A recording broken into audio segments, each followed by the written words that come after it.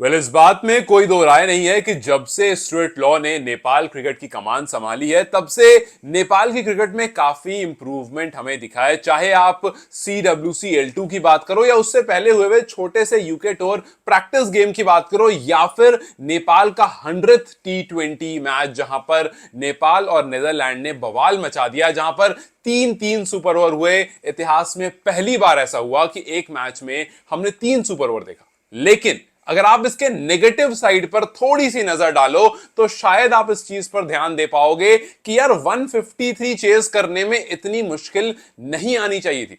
आज T20 game जहां पहुंच गया है वहां पर कोई भी टीम जब 153 चेस कर रही होती है तो उसे इतनी परेशानी नहीं आती है। सो यस, कुछ छोटी छोटी चीजें हैं जिस पर नेपाल को काम करना पड़ेगा और आज नीदरलैंड वर्सेस स्कॉटलैंड वाले मैच में यही कुछ चीजें जिस पर हम उम्मीद करेंगे कि थोड़ी सी इंप्रूवमेंट दिखे, जिसमें हम काफी बार बात कर चुके हैं टॉप ऑर्डर की और मिडिल ओवर्स की।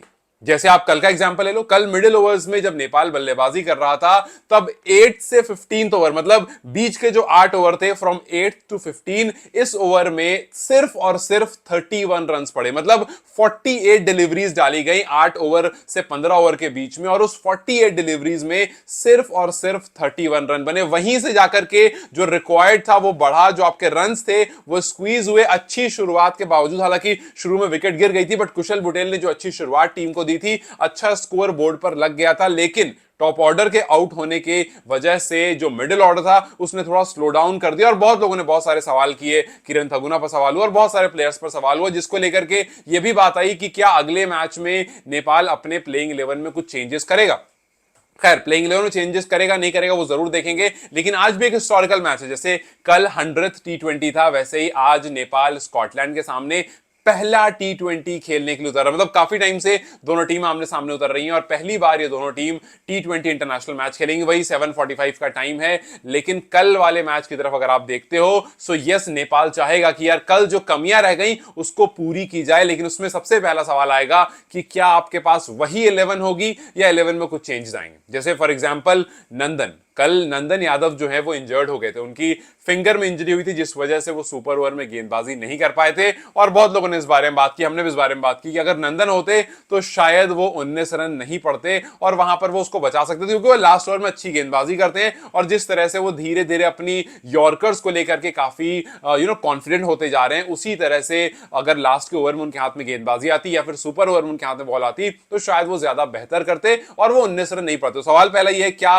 नंदन आपको दिखेंगे या उनको रेस्ट दिया जाएगा? अगर उनको रेस्ट दिया जाएगा, क्या रिजान धाकल को मौका मिलेगा? अगर रिजान धाकल रहते हैं तो उनको भी यहां पर परफॉर्मेंस का प्रेशर होगा, बिकॉज नंदन को रिप्लेस करना is a very very big deal, और खास करके तब जो आपका गुलशन और सोमपाल दोनों में से कोई नहीं। दूसरा नाम, क्या आप बशीर को लेकर आओगे? देखो, बशीर जो है वो इससे पहले भी T20 खेल चुके हैं, कुवैत के खिलाफ काफी जबरदस्त बल्लेबाजी की थी उन्होंने। और अगर आप सोच रहे हो कि किरण थगुना ने जिस तरह की बल्लेबाजी की उनको ODI के लिए रखना है या कुछ और इस तरह, अगर आप, बिकॉज अभी पूरा एक्सपेरिमेंट मोड है, हमने इस बारे में कल भी बात की थी कि आप हो सकता है और कुछ चेंजेस देखो, बिकॉज इवेंचुअली आपको वेस्ट इंडीज वाले मैच के लिए टीम तैयार करनी है वहां पर जाकर के, बिकॉज आपका 2 टारगेट, ऐसा नहीं है कि वेस्ट इंडीज वाली सिर्फ प्रिपरेशन है, आपका टारगेट डेस्टिनेशन को बीट करना भी। एक टारगेट ये है अपनी ऐसी 15 तैयार करना जो वेस्ट इंडीज के सामने मजबूत हो और जो क्वालिफायर जब जाकर खेले तो वहां से अपनी जगह सीधा T20 वर्ल्ड कप के लिए पक्का करके। सो क्या किरण थगुना को आप खिलाओगे या बशीर को लेकर आओगे? बिकॉज बशीर जो है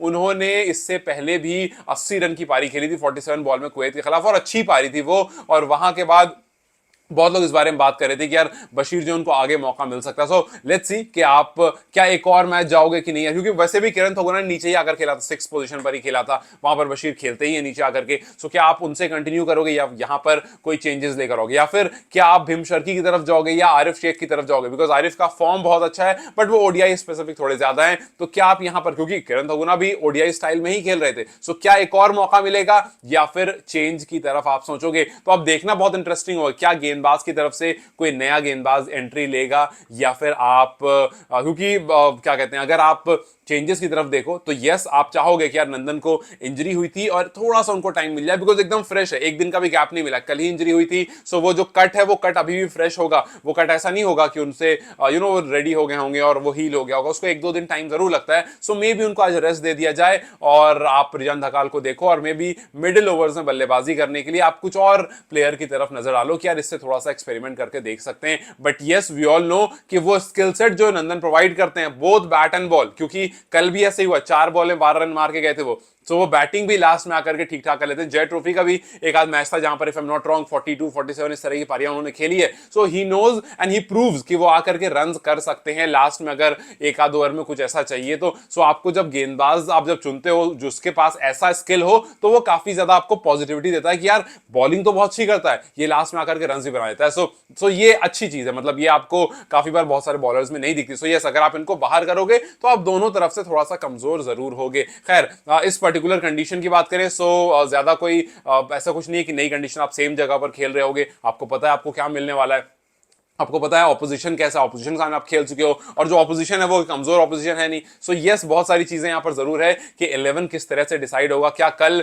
जो गुलशन के ना होने पर, सोमपाल के ना होने पर पेसर्स में थोड़ी सी कमी दिखी, एक नया पेसर आपने ऐड किया था, उसको किस तरह से आप लेकर जाओगे? क्या रुपेश को आप अभी भी आखिरी ओवर्स में ट्राई करोगे, आखिरी ओवर में गेंदबाजी दोगे कि आप एक दो मैच और आपको देखते हैं करके, हालांकि उनके पास उतनी स्पीड नहीं है, बट क्या अभी भी आप उनको ट्राई करोगे, आप उनसे मिडिल ओवर्स में ज्यादा गेंदबाजी कराओगे, या फिर आप ललित को रखोगे कि ललित का एक आध ओवर हम जो है वो 16-17 वाला बचा कर रखेंगे, या फिर कल की तरह भी और आप एक्सपेरिमेंट मोड में जाओगे, जैसे कुशल बुटेल को 18 ओवर दे दिया था। टॉप ऑर्डर के ऊपर सबसे ज्यादा निगाह होगी, बिकॉज टॉप ऑर्डर को लेकर हम अक्सर बात करते हैं कि यार टॉप ऑर्डर को रोकना पड़ेगा अपने आप को। भाई अगर आप पावर प्लेज में आकर के रोकोगे अपने आप को, तभी जाकर के कुछ हो पाएगा। तभी लोकेश बाम की बात करें, कल नहीं चल पाए थे, आज अगर वो चलेंगे, आज वो भी चाहेंगे कि परफॉर्म करें, बिकॉज ज्यादा मौके नहीं मिलेंगे, एक दो मैच 3-4 मैच ही होते हैं, अगर यहां पर परफॉर्मेंस नहीं आई तो आगे आपको दिख जाएंगे फिर से आसिफ आकर के वो बल्लेबाजी कर रहे होंगे। सो यस, ये देखना पड़ेगा, अनिल को ये देखना पड़ेगा, क्योंकि उनको भी मौका मिला है। सो अनिल को मौका मिला है, लोकेश ब्रह्म को मौका मिला है, इनको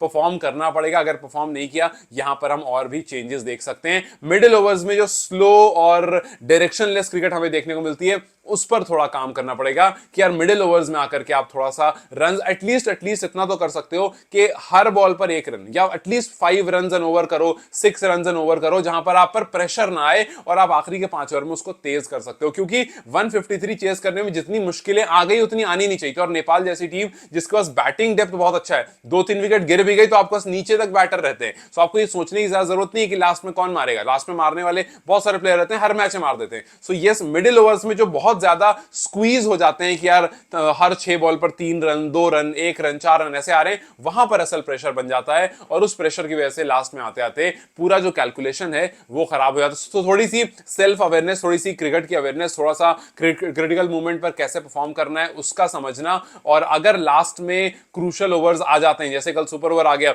वहां पर पैनिक नहीं होना।